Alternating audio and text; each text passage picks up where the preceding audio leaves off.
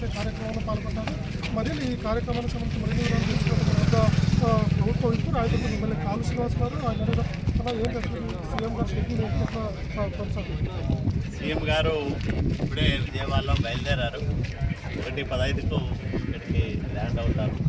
ప్రధానంగా ప్రతి నెల ఒక నియోజకవర్గంలో ఒక గ్రామంలో సామాజిక పెన్షన్లను స్వయంగా పంపిణీ చేస్తూ ఉన్నారు గౌరవ ముఖ్యమంత్రి నారా చంద్రబాబు నాయుడు గారు. అందులో భాగంగానే ఈ నెల ఈరోజు 30వ తేదీ, రేపు ఆదివారం కాబట్టి ఈరోజే ఒకరోజు ముందుగానే రాయదుర్గం నియోజకవర్గం నేమకల్లు గ్రామంలో సామాజిక పెన్షన్ల పంపిణీ కార్యక్రమంలో పాల్గొనడానికి ఇక్కడికి విచ్చేస్తూ ఉన్నారు.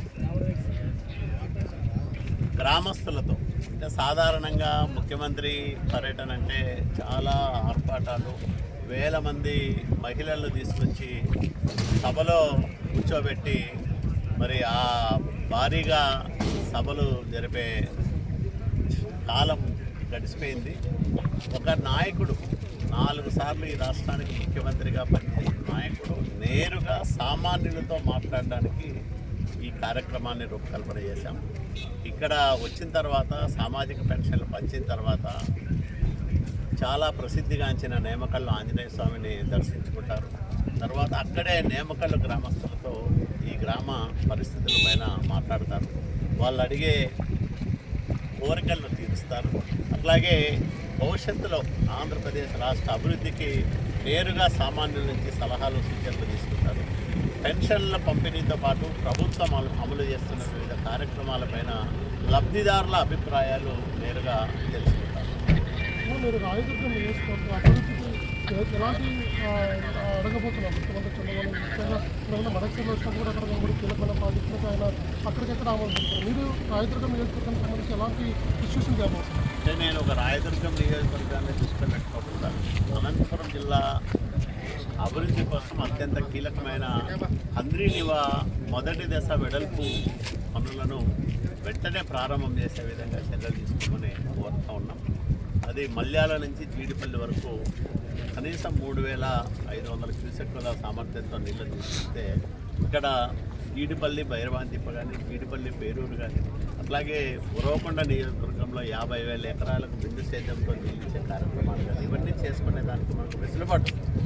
కాబట్టి ప్రధానంగా దాన్ని అట్లాగే గతంలో చంద్రబాబు నాయుడు గారి సంస్థలతో ప్రారంభమై దాదాపు 35% పనులు పూర్తయిన జీడిపల్లి భైరవాంతిప్ప ప్రాజెక్టు పనులను ముందుకు తీసుకెళ్తామని, కనీసం 2 సంవత్సరాల లోపైన కృష్ణా జలాలు భైరవాంతిప్ప ప్రాజెక్టు చేరే విధంగా చర్యలు తీసుకోమని విజ్ఞప్తి చేయబోతా ఉన్నాం. నేమకల్లు గ్రామానికి వస్తున్నాం కాబట్టి ఆయన గతంలో గుంతకల్లు నేమకల్లు మధ్యలో నేమకల్లు ఆంజనేయ స్వామి బ్యాలెన్స్ రిజర్వాయర్ పేరుతో 5 టీఎంసీల సామర్థ్యంతో రిజర్వాయర్ నిర్మించాలని డిపిఆర్కు ఆదేశాలు ఇచ్చారు. 4,50,00,000 రూపాయలు దాని ప్రిపరేషన్ కూడా డబ్బులు మంజూరు చేశారు.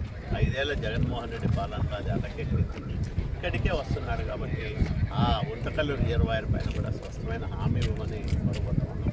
తుంగభద్ర ఎగువ కాలువ అర్ధాంతరంగా ఆగిపోయిన ఆధునీకరణ పనులను ముందుకు తీసుకెళ్లమని కోరుతూ ఉన్నాం. రాయదుర్గము, కళ్యాణదుర్గము, ఉరవకొండ నియోజకవర్గాల్లో దాదాపు 64,000 ఎకరాల్లో సాగునీటి సౌకర్యాలు కల్పించే ఒక స్కీముని మేము గతంలో ప్రారంభం చేసాం. కొంత పనులు జరిగింది. 36 ప్యాకేజీ, 36A ప్యాకేజీ కింద ఆ పనులను ఈ తప్పులు పూర్తి చేయమని కోరుతాం. ఇవే కాకుండా రాయదుర్గం బహుశా దక్షిణ భారతదేశంలోనూ ఎడారీకరణ ప్రారంభమై 20,000 ఎకరాల్లో ఇసుక మేడలు ఈ ఎడారి నివారణ కోసం ప్రత్యేక కార్యక్రమాన్ని అప్పట్లో చంద్రబాబు నాయుడు గారు కొంత ప్రయత్నం చేశారు.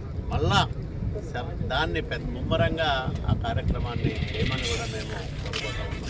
ప్రధానంగా ఇవి సాధారణంగా ఈ గ్రామానికి వస్తున్నారు కాబట్టి ఒక ఆశ్రమ పాఠశాల, ఇక్కడ ఒక ప్రైమరీ హెల్త్ సెంటర్ ఇలాంటివి చిన్న చిన్న కోరికలు.